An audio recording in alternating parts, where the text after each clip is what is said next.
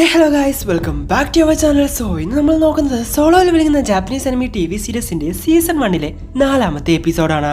എപ്പിസോഡിലോട്ട് പോകുന്നതിന് മുമ്പ് എല്ലാവരും നമ്മുടെ വീഡിയോ ഒന്ന് ലൈക്ക് ചെയ്യുക. നിങ്ങൾ ലൈക്ക് ചെയ്യുന്ന സമയത്ത് ഈ വീഡിയോക്ക് എത്ര ലൈക്ക് ആണെന്ന് തീർച്ചയായിട്ടും താഴെ ഒന്ന് കമന്റ് ചെയ്യുക. അപ്പോട്ട് സമയങ്ങളാതെ നേരെ എപ്പിസോഡിലോട്ട് പോകാം. എപ്പിസോഡ് തുടക്കത്തിൽ നമ്മൾ കാണുന്നത് വളരെ സിമ്പിൾ ആയിട്ട് ജിൻഹു ആ വോൾഫിന്റെ കയ്യിൽ നിന്ന് ഒഴിഞ്ഞു മാറുന്നതാണ്. അവന്റെ ബോഡി വളരെയധികം ഫ്ലെക്സിബിൾ ആയതുപോലെ അവന് തോന്നുവാണ്. എന്നാൽ വീണ്ടും ആ വോൾഫ് അവനെ അറ്റാക്ക് ചെയ്യാൻ വേണ്ടി വരുന്നു. എത്രയെന്ന് വെച്ചാ ഇങ്ങനെ ഒഴിഞ്ഞു മാറുന്നേ, ഞാൻ ഒരിക്കലും ചാവാൻ പോകുന്നില്ല എന്ന് പറഞ്ഞ് അതിനെ ഒറ്റ ഇടി ഇടിക്കുകയാണ് ജിൻഹു. സോ ആ ഒരു ഇടിയിൽ തെറിച്ചു പോകുന്ന വോൾഫിനെ കണ്ട് ജിൻഹുവിന് തന്നെ അതിശയം തോന്നുന്നു. എന്റെ സ്ട്രെങ്ത് വർദ്ധിച്ചു കഴിഞ്ഞാൽ ഇത്രയും വ്യത്യാസം ഉണ്ടാവുമെന്ന് ഞാൻ ഒരിക്കലും വിചാരിച്ചില്ല. പക്ഷേ ഇത് എന്നേക്കാൾ പവർഫുൾ ആണ് എന്ന് പറഞ്ഞ ആ വോൾഫിനെ ഇടിച്ചുകൊണ്ടിരിക്കുകയാണ് ജിൻഹു. എന്നാൽ എത്രയൊക്കെ അറ്റാക്ക് ചെയ്തിട്ടും അതിനൊരു പോറൽ പോലും സംഭവിക്കുന്നില്ല. ഇനി ഞാൻ എന്ത് ചെയ്യും? എന്നെ കൊണ്ട് ഒറ്റയ്ക്ക് ഒന്നും ചെയ്യാൻ സാധിക്കില്ല.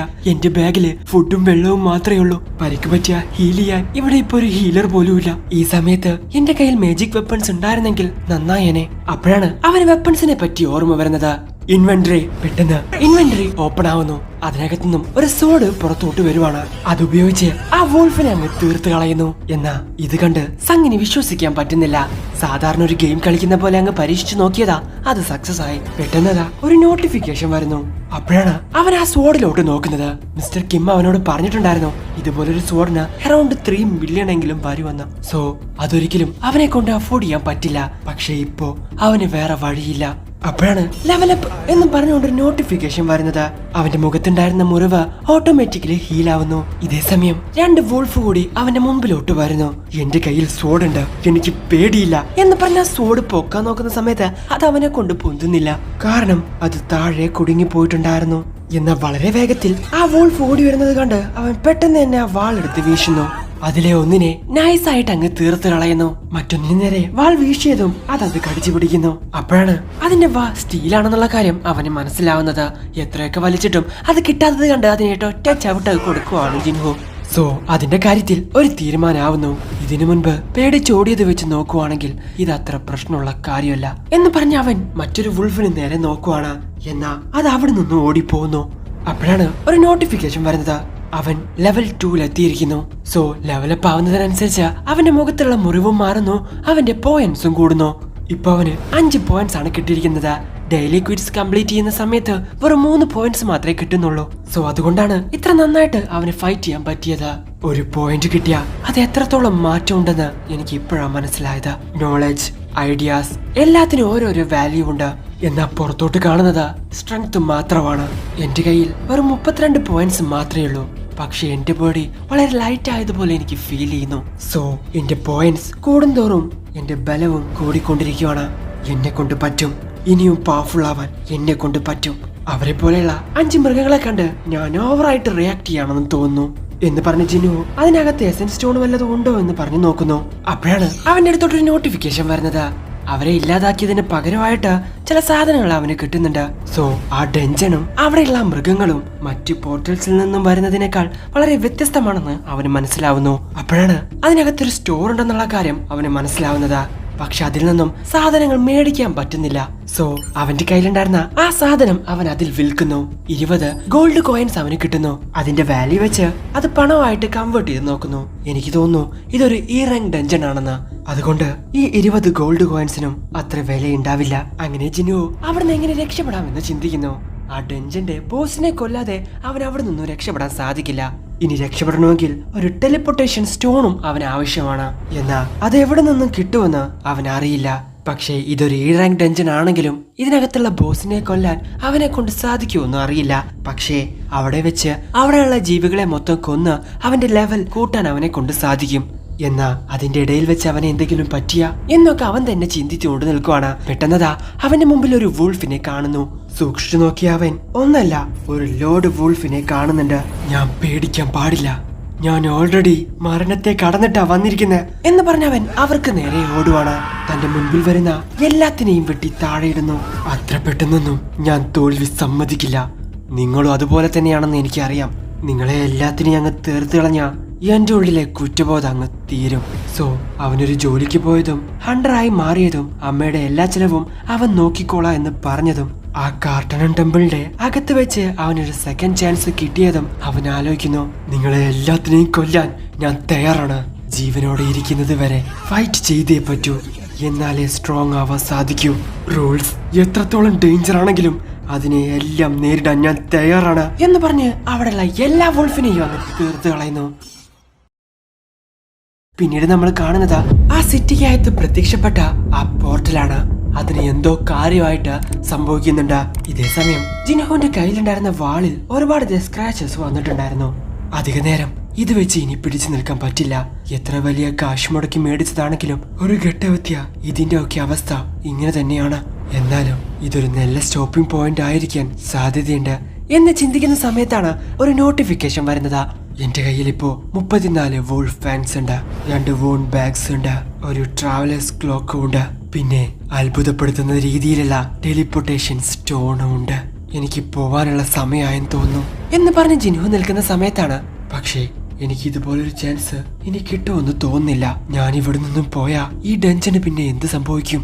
ഒരു പക്ഷേ ഈ ഗെയിംസിലൊക്കെ കാണുന്നത് പോലെ ഒരു ടൈം കഴിഞ്ഞു കഴിഞ്ഞാ ഇത് മാഞ്ഞു പോവായിരിക്കും. എന്തായാലും ഞാൻ എനിക്ക് അറിയാത്തൊരു വിഷയത്തിനകത്താ ഈ കടന്ന് കറങ്ങിക്കൊണ്ടിരിക്കുന്നേ. ഞാൻ മുന്നിലോട്ട് പോണോ അതോ പിൻവാങ്ങണോ? സോ ഇതൊക്കെ ആലോചിച്ച് ജിൻഹു മുന്നിലോട്ട് തന്നെ പോവാൻ തീരുമാനിക്കുന്നു. പിന്നീട് ജൂയിയാണ് കാണിക്കുന്നത്. ടൗണിലൂടെ നടക്കുന്ന അവൾക്ക് പെട്ടെന്നൊരു ഫോൺ കോൾ വരുന്നു. എന്ത്, ആ ഡഞ്ചന്റെ ഗേറ്റ് തകർന്നു പോയോ? ഞാൻ അതിന്റെ അടുത്തായിരുന്നു. ഞാൻ ആ ചാൻസ് മിസ് ചെയ്യാതിരുന്നിരുന്നെങ്കിൽ എന്ന് ചിന്തിക്കുവാണ് അവൾ.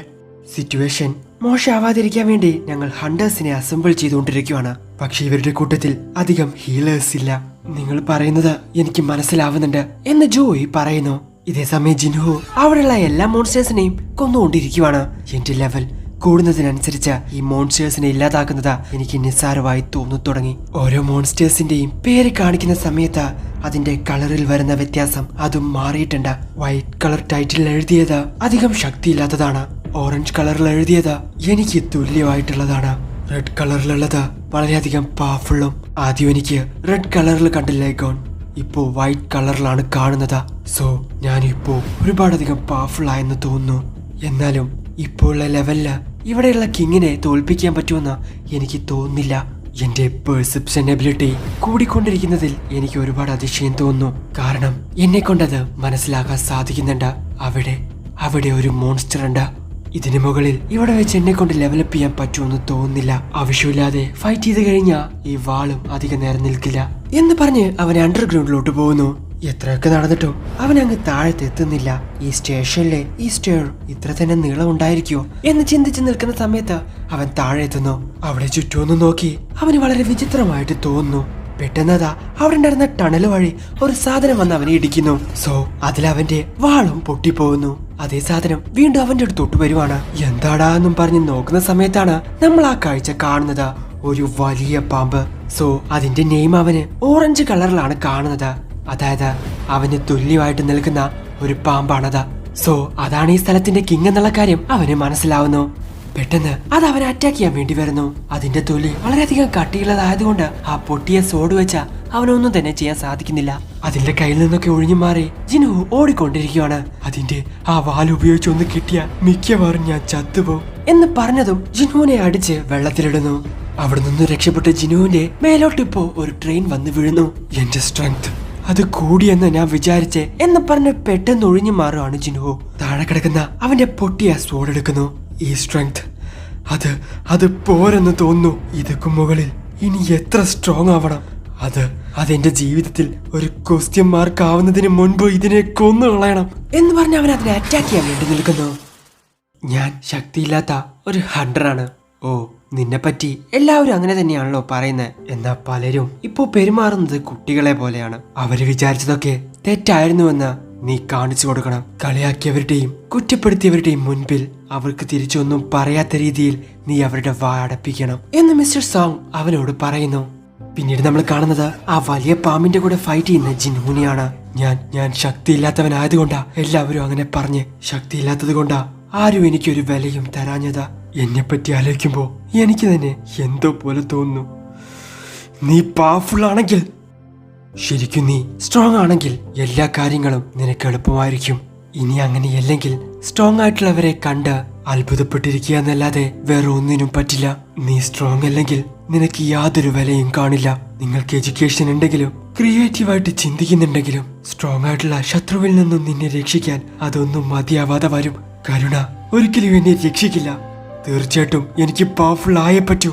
അതിനു വേണ്ടിയിട്ടാ ഞാൻ ഇത്രയും ദൂരം വന്നിരിക്കുന്നത് എന്ന് പറഞ്ഞ് അതിനെ അറ്റാക്ക് ചെയ്യാൻ വേണ്ടി ശ്രമിക്കുന്ന സമയത്ത് അത് അവനെ അടിച്ച് താഴെ ഇടുന്നു. തീർച്ചയായിട്ടും എനിക്ക് സ്ട്രോങ് ആയേ പറ്റൂ. ഇത് പോരാ.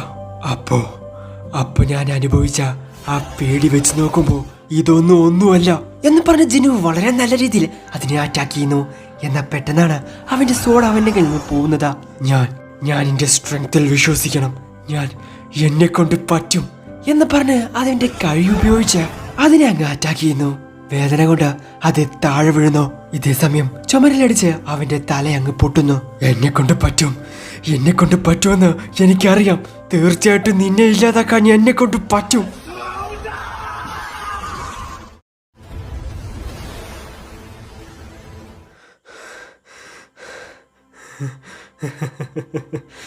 ഞാൻ മുൻപത്തേതിനേക്കാൾ സ്ട്രോങ് ആയെന്ന് തോന്നുന്നു. സോ അതിനെ ഇല്ലാതാക്കിയത് കൊണ്ട് തന്നെ അവനക്ക് പുതിയൊരു സോഡ് കൂടി കിട്ടുന്നു. ഇതതിന്റെ പല്ല് ഉപയോഗിച്ചിട്ടാണ് ഉണ്ടാക്കിയിരിക്കുന്നത്. ഇതുപയോഗിച്ച് അറ്റാക്ക് ചെയ്ത എതിരാളികൾക്ക് കുറച്ച് സമയത്തേക്ക് നീങ്ങാൻ സാധിക്കില്ല. നേരത്തെ ഉണ്ടായിരുന്ന സോഡിനേക്കാൾ 2 മടങ്ങ് പവർഫുൾ ആണിത്. സോഡല്ലാതെ കസാക എന്ന് പറയുന്ന ആ പാമ്പിന്റെ ഒരു തരം വെനം കൂടി അവന് കിട്ടുന്നു. കേടായ പേശികൾക്ക് 35% സ്ട്രോങ് ആവാൻ അത് സഹായിക്കും. പക്ഷേ ഇപ്പോ അത് അവൻ യൂസ് ചെയ്യുന്നില്ല. പെട്ടെന്ന് തന്നെ ഒരു നോട്ടിഫിക്കേഷൻ വരുന്നു. സോ ആ ഡെഞ്ചൻ അവിടെ നിന്നും അപ്രത്യക്ഷമാവുന്നു. പുറത്തോട്ട് വന്ന അവന് അവിടെയൊന്നും ആരെയും കാണാൻ സാധിക്കുന്നില്ല. എല്ലാവരും എവിടെ പോയി, എന്ത് സംഭവിച്ചു എന്ന് പറഞ്ഞ് ചിന്തിക്കുന്ന സമയത്ത് ഒരു മിലിറ്ററി ഓഫീസർ അവന്റെ അടുത്തോട്ട് വരുന്നു. ഹേയ്, ആരാ നീ? ഇവിടെ നടക്കുന്ന സിറ്റുവേഷൻ എന്താണെന്ന് നിനക്കറിയില്ലേ എന്ന ഓഫീസർ ചോദിക്കുന്ന സമയത്താണ് അവന്റെ കയ്യിലുള്ള സോഡ അവർ കാണുന്നത്. ഓ, നിങ്ങളൊരു ഹണ്ടറാണോ? സോറി, എന്നോട് ക്ഷമിക്കും സാർ. പ്രശ്നം നടക്കുന്ന സ്ഥലത്തോട്ട് ഞാൻ നിങ്ങളെ കൊണ്ടുപോവാം സാർ എന്ന് പറഞ്ഞ് ഓഫീസർ മുൻപിൽ നടക്കുന്നു. അപ്പോഴാണ് അവിടെ മരിച്ചു കിടക്കുന്ന മേജിക് ബീസ്റ്റുകളെ അവൻ കാണുന്നത്. ഡഞ്ചന്റെ ഗേറ്റ് തകർന്നോ? മേജിക് ബീസ്റ്റ് എല്ലാം പുറത്തോട്ട് വന്നോ എന്ന് അവൻ ചോദിക്കുന്നു. അതെ, ശരിയാണ് സാർ. പക്ഷെ ഒരു വിധത്തിൽ എങ്ങനെയൊക്കെയോ സോൾവ് ചെയ്തിട്ടുണ്ട്. എന്നാ വേറൊരു ഗേറ്റ് കൂടി ഓപ്പൺ ആയിട്ടുണ്ട് എന്നവർ പറഞ്ഞതും ഇവന് അത് സെൻസ് ചെയ്യാൻ പറ്റുന്നു. തീർച്ചയായിട്ടും ഇതിന്റെ ബോസ് അവിടെയായിരിക്കും ഉണ്ടാവാ. സോ കോങ്ങിന് ഗോഡ്സിലയിൽ ഉണ്ടായ പോലെ ഒരു ജീവിയാണ് അവിടെ നിൽക്കുന്നത്. ഹണ്ടേഴ്സ് വന്ന് അതിനെ അറ്റാക്ക് ചെയ്യാൻ വേണ്ടി ശ്രമിക്കുന്നുണ്ടെങ്കിലും അവരെ കൊണ്ട് അതിനെ ഒന്നും തന്നെ ചെയ്യാൻ സാധിക്കുന്നില്ല. അങ്ങനെ ഒരു ജീവിയെ ഇല്ലാതാക്കാൻ വളരെ കുറച്ച് ഹണ്ടേഴ്സ് മാത്രമേ വന്നിട്ടുള്ളൂ. എമർജൻസി ആയോണ്ട് ഇവരെ കൊണ്ടുവന്നിരിക്കുന്നതാണ്. ഇവരെ കൊണ്ട് ഒന്നും ചെയ്യാൻ പറ്റുന്നില്ല. മാത്രമല്ല ഇവരെല്ലാം തന്നെ ലോ റാങ്കേഴ്സ് ആണ്. ഇവരിൽ 8 E റാങ്ക്സും 2 D റാങ്ക്സും ആണുള്ളത്. അതിൽ തന്നെ D റാങ്കിലെ ഒരാൾ ടാങ്ക് ആണ്. അതുകൊണ്ടാണ് അവരെ കൊണ്ട് ഈ ഫൈറ്റ് തടുത്തു നിർത്താൻ പറ്റാത്തത്. പിന്നെയുള്ളത് ഹീലേഴ്സ്, 2 D റാങ്കും 1 B റാങ്കും എന്ന് പറഞ്ഞ് ജിനു നോക്കുന്ന സമയത്താണ് ജോയി അവൻ കാണുന്നത്. ഹേയ്, നിങ്ങളൊരു B റാങ്ക് ഹീലർ അല്ലേ? എന്താ നീ നോക്കി നിൽക്കുന്നേ എന്ന് പറഞ്ഞ് മറ്റ് ഹീലേഴ്സ് അവളോട് പറയുന്നു. സോ അവളെ കൊണ്ട് അതിൽ ഫോക്കസ് ചെയ്യാൻ പറ്റുന്നില്ല. ഒരാഴ്ച കഴിഞ്ഞു. ഇപ്പോഴും അവൾ അതേ സ്ഥിതിയിലാണുള്ളത്. എന്നെ കൊണ്ട് അവളെ കുറ്റം പറയാൻ പറ്റില്ല. കാരണം ഞാനും അതേ സ്ഥിതിയിലാണ്. ഇല്ല, ഇതൊരു D റാങ്ക് ബോസ് ആണ്. ഹേയ്, ഒരു ഹൈ റാങ്ക് ഹണ്ടർ ഇല്ലാതെ നമ്മളെ കൊണ്ട് ഒന്നും ചെയ്യാൻ സാധിക്കില്ല എന്നൊരു ഹണ്ടർ വിളിച്ച് പറയുന്നു. ഇതുവരെ ഞാൻ കണ്ട ബീസ്റ്റസിനെ വെച്ച് നോക്കുമ്പോൾ ഇത് വളരെ നിസ്സാരമാണ് എന്ന് പറഞ്ഞ് അവന്റെ കയ്യിലുണ്ടായിരുന്ന പൊട്ടിയ സോഡ് വളരെ വേഗത്തിൽ അതിന് നേരെ എറിയുന്നു. അതിന് ചുറ്റുമുണ്ടായിരുന്ന ഷീൽഡ് പോലെ ഉണ്ടായിരുന്ന ഒരു സാധനം അങ്ങ് തകരുന്നു. സോ ഈ സമയത്ത് മറ്റു ഹണ്ടേഴ്സ് അതിനെ അറ്റാക്ക് ചെയ്യുന്നു. വളരെ സിമ്പിൾ ആയിട്ട് തന്നെ അതിനെ അവർ തോൽപ്പിക്കുന്നു. ഇത്രയും നേരം കഷ്ടപ്പെട്ടിട്ട് അതിനെ ഒന്നും ചെയ്യാൻ ഞങ്ങളെ കൊണ്ട് സാധിച്ചില്ല. പെട്ടെന്ന് എങ്ങനെയാ അതിനെ തകർക്കാൻ പറ്റിയേ? ഇല്ല, അത് ഞങ്ങൾ ചെയ്തതല്ല. പറന്നു വന്ന സാധനം എന്തായിരിക്കും എന്ന് പറഞ്ഞ് അവൻ ആ സോഡിലോട്ട് നോക്കുന്നു. 10 പേരെ കൊണ്ടുപോലും സ്ക്രാച്ച് ചെയ്യാൻ പറ്റാത്ത ആ വാളിൽ എങ്ങനെയാ ഇത്രയും സ്ക്രാച്ച് വന്നേ? ഹേയ്, എക്സ്ക്യൂസ് മീ സാർ, ഈ വാൾ ഇത് ആരുടേതാണെന്ന് അറിയോ എന്ന് ആ ഓഫീസറിനോട് ഒരു ഹണ്ടർ ചോദിക്കുന്നു. ഓ അതോ, അത് ആ ഹണ്ടർ എവിടെ പോയി? സോ ഒരു സാധാരണ ഹണ്ടറിനെ കൊണ്ടൊന്നും ഇത്രയും വേഗത്തിൽ വാൾ എറിയാൻ പറ്റില്ല. തീർച്ചയായിട്ടും അതൊരു ഹൈ റാങ്ക് ഹണ്ടർ ആയിരിക്കും എന്ന് ആ ഹണ്ടർ ചിന്തിക്കുന്നു. ഒരേ ഒരു അറ്റാക്ക് വെച്ച് അതിനെ തോൽപ്പിക്കാൻ പറ്റുമെന്ന് എനിക്ക് തോന്നുന്നില്ല. ആ പോർട്ടൽ ഇതിനോടകം തന്നെ ഇല്ലാതായി കാണും എന്ന് പറഞ്ഞ് ജിനു തിരിഞ്ഞു നടക്കുന്നു. ജിനു, നീയാണോ അത് എന്ന് ജോയി ചോദിക്കുന്നു. സോ അവിടെ വെച്ച് എപ്പിസോഡ് അവസാനിക്കുന്നു. എപ്പിസോഡ് കുറച്ചധികം ലെങ്തി ആയെന്ന് തോന്നുന്നു. നിങ്ങൾക്ക് ഇത്രയും ലെങ്ത് ഉള്ള വീഡിയോ വേണ്ടെങ്കിൽ തീർച്ചയായിട്ടും താഴെ ഒന്ന് കമന്റ് ചെയ്യാം. മാക്സിമം ലെങ്ത് കുറച്ച് വീഡിയോ ചെയ്യാൻ ഞാൻ ശ്രമിക്കാം. എന്തായാലും നിങ്ങൾക്ക് വീഡിയോ ഇഷ്ടപ്പെടാൻ ലൈക്ക് ചെയ്യുക, ഷെയർ ചെയ്യുക, സബ്സ്ക്രൈബ് ചെയ്യുക, അത്തരത്തിലുള്ള ബെൽ ഐക്കൺ എനേബിൾ ചെയ്യുക. അടുത്ത എപ്പിസോഡ് അടുത്ത ദിവസം വരെ. അതുവരെയും ബൈ.